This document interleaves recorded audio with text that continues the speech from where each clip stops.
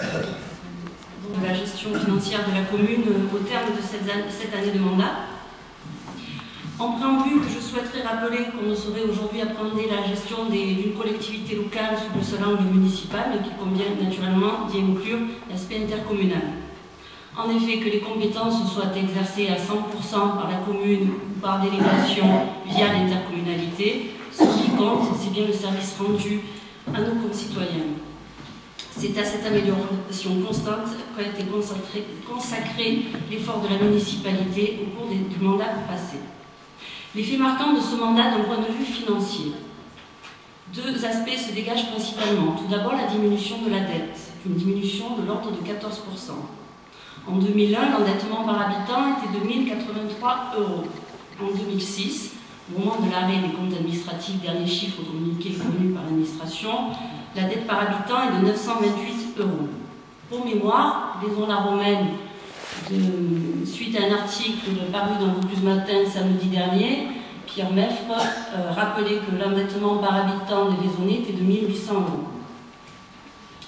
Deuxième point, la stabilité fiscale, puisque les impôts sont restés stables, les taux communaux votés par le conseil municipal sont restés stables, avec une taxe d'habitation de 13,82%, ce qui la situe dans la moyenne départementale, dans la bonne moyenne départementale.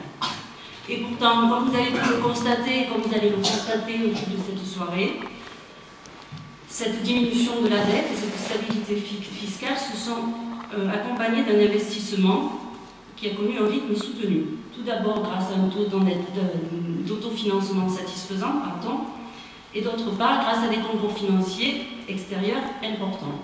L'obtention de subventions importantes sur des grands projets comme le restaurant scolaire, l'obtention de réserves parlementaires qui sont le fruit de collaboration et de réseaux, sur la rénovation des cours de tennis par exemple, ou encore, autre projet majeur porté par l'intercommunalité, la prise en charge de ce projet par la COV, avec en outre une participation exceptionnelle au titre du Fonds national d'aménagement et de développement du territoire, et un partenariat innovant par public-privé avec la participation de la société Lafarge. Par ailleurs, il est à noter sur ce mandat la prise en charge du service de la contribution, autrefois dite communale, au service d'incendie et de secours par la COV. Autre aspect financier concernant l'intercommunalité, 40% des dépenses de fonctionnement de la COV sont reversées aux communes à travers deux dispositifs. D'une part, l'attribution de la compensation de taxes professionnelles, puisqu'avec l'intercommunalité, nous sommes passés en taxe professionnelle unique. Donc, cette somme est perçue par la COV et nous garantit des recettes stables, quels que soient les aléas économiques auxquels notre commune peut être soumise aujourd'hui dans l'avenir.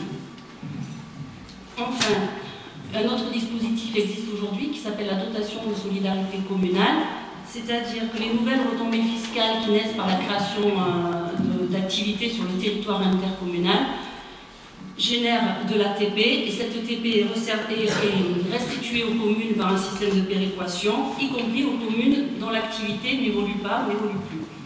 Ce qui n'est pas le cas de Malaucène, puisque la zone artisanale est un véritable poumon économique pour la commune. En 2006, cette dotation de solidarité communale a représenté 22 000 €.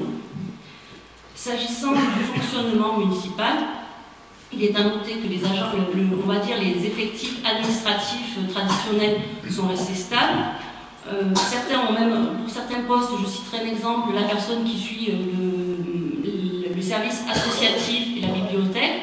On avait un agent en 2001, on a un agent en 2007, et pourtant les services de la bibliothèque ont considérablement été développés, ainsi que le service aux associations.